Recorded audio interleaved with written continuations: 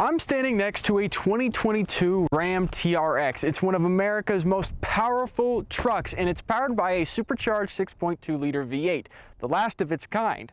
And today, I'm going to be reviewing it. And to start off with the crown jewel of the RAM TRX, that's going to be its powertrain. This is a 6.2 liter supercharged V8. It makes 702 horsepower and 650 pound-feet of torque. It's the same engine in the Hellcats. Now, this is a 2.4 liter supercharger that pushes 11 PSI of boost. It'll do 0 to 60 in about 4.5 seconds, and it makes it America's most powerful truck from the factory. Now, it's no surprise that the RAM TRX is a massive stature and is wider than most cars on the road. But starting on the front of the car, there's a reason to that. To start, the hood is larger than most Ram trucks out there because of the intake right here and the heat extractor sitting on the hood right here with the larger hump in the hood. Now, moving down to the bumper area, you do have two tow hook areas where you can pull your RAM TRX out of a dirty spot if need be. It also sits higher off the ground, giving it much more of a road presence. The front end overall, I even think looks more aggressive than something like a Ford Raptor, which is surprising because I love that truck, but overall, it definitely has more of a road presence. Now let's talk about some of the off-road capabilities of the RAM TRX. This thing has 11.8 inches of ground clearance, and that is achieved partly by these 35-inch all-terrain tires with these 18-inch rims. This thing can ford up to 32 inches of water, which is crazy. Now, I live in a desert, so I can't show you that in this video, which sucks, but it's good to know that no matter where you take this, it's probably going to be able to get through anything you throw at it. All right, now moving on to the rear of the RAM TRX, let's talk about its suspension back here. This has dual valve Bilstein 355 millimeter shocks back here, which offer up to 13 inches of suspension travel compared to the 12 inches you get up front. The RAM TRX also, compared to other Ram trucks out there, has wider haunches, which add to that road presence that I was talking about earlier. Like I said, no matter what you throw at this truck, it's probably going to be able to take it. Now, there's not many notable things to talk about at the rear end of this truck, except for the exhaust system and the fact that it has these two tow hooks back here. But this exhaust system from that 6.2 liter V8 is godly sounding, even for a truck. And I'll go ahead and start it for you right here.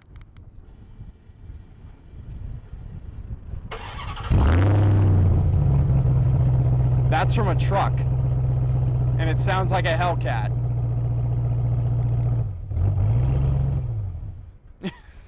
Now, I do want to talk about something else with the RAM TRX, and that's going to be the technology and safety features it offers on the exterior of the vehicle. Of course, every modern car should have a blind spot monitoring system, which this does, but not every modern car has cameras mounted under the mirrors for improved visibility in low space situations. This also has 360-degree sensors around the vehicle to make sure you know where every obstacle is. And not only is that going to be important on-road, but off-road as well, because why would you want to scratch the paint on your $90,000 truck? All right, now moving on to the interior of the RAM TRX, this is a great place to be. To start off, this has tons of nice materials. I know we just did a Chevy Tahoe, and I said the same thing, but Ram has done a really good job of making sure almost everything you're going to touch is in nice condition, and it's very comfortable to be in. Now, what's weird about this one is this truck is very highly spec'd with tons of options, and it still doesn't have anything like adaptive cruise control. Not that that really matters because you're not buying this truck for that reason, but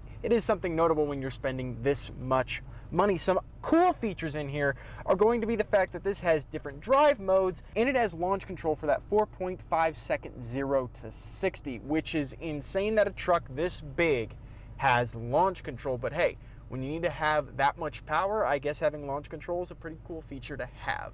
Now, with the drive modes, you do get a custom off-road mode, mud and sand, and then you're going to have a rock mode, a Baja mode, a regular sport mode, a towing mode, of course, because this is a truck, a snow mode, a slippery mode, and a normal mode. Now, to access that custom mode I was talking about, you're going to either want to use the buttons to get to it, or you can press the big TRX button next to the steering wheel, and that mode is configurable in this center screen. You can adjust things for the transmission, the paddle shifters, stability control, suspension, and steering. Now on top of that, some more off-road equipment they have in this car. You're going to have 4 auxiliary buttons down here that allow you to connect light bars and such to it. That way you can turn them on and off within the cabin without having to have an extra remote to do so. So that is pretty nice. Now some creature comforts in here. Of course, you're going to have nice climate controls.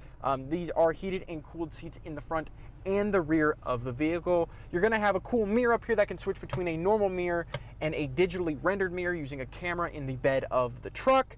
Now when it comes to the infotainment system on this vehicle, it is a little bit more high speed than I expected it to be. Ford uses Sync 4, and that's a nice one, but it seems like it can get around this operating system a lot quicker than some of the Ford vehicles. I don't know what it is. This just feels more like smartphone speed than Ford's version or Chevy's version of this, but it does look really good.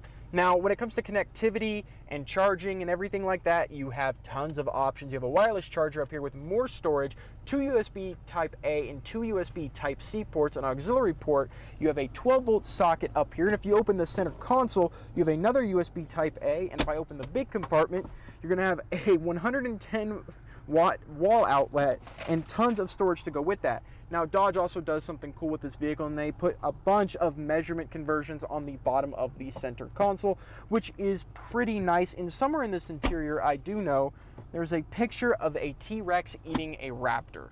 I don't know where that is. I've yet to find it, but it's a pretty cheeky thing that Dodge did there. Now, I wouldn't be a good reviewer if I didn't test out the launch control system in this car, since I can't even off-road it. If I press the launch control button down here, it's going to go through and make sure everything is good, and then it's going to tell me to put a bunch of pressure on the brake. It takes so much brake pressure to get this thing to launch.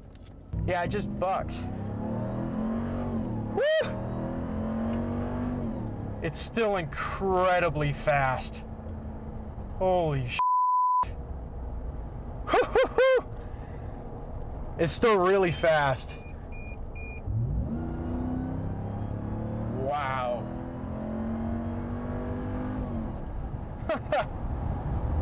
That was 50 to 80 quicker than I expected. It's not like supercar fast. I mean, I've been in the 911 Turbo S. It's not that fast. But for a truck and something of this size, it's very, very surprising to see. I mean, I'm nearly throwing my cameraman's head into the windshield because it's got so much torque at anywhere in the rev range that you just get thrown back. But I guess more onto the practicals of this vehicle, it does feel really big.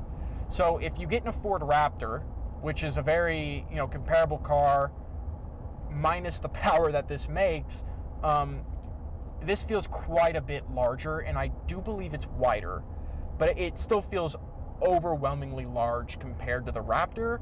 I did tell you guys earlier, this thing gets atrocious gas mileage. When we were driving up here to location, it was about 8.3 miles per gallon, which is terrible for today's standards, but you are driving a truck that weighs over 5,000 pounds with a really, really powerful engine in it. So I don't know what anyone expects when they buy this car. If you're thinking you're gonna get gas mileage, you're not.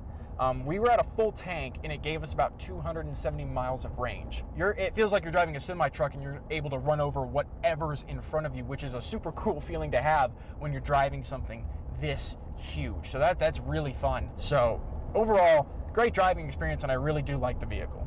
And that is the 2022 Ram TRX, and what a hell of a truck it is. And this is the first time I've ever driven one. I've driven plenty of Raptors, but I think if I had the money and didn't care about gas prices, I might have to buy this solely because of that engine. Now, if the Raptor R, I ever get one of my hands on those, I might change my mind, but so far, this beats a 3.5 liter twin turbo V6, and it's a great truck, and I've had so much fun with it for the amount of time that I've had it, and I hope I get to make future videos on it because it is really fun. So if you guys like the video, make sure you hit that like button down below, and if you want to see more from us, make sure you subscribe, and I'll see you all in the next video.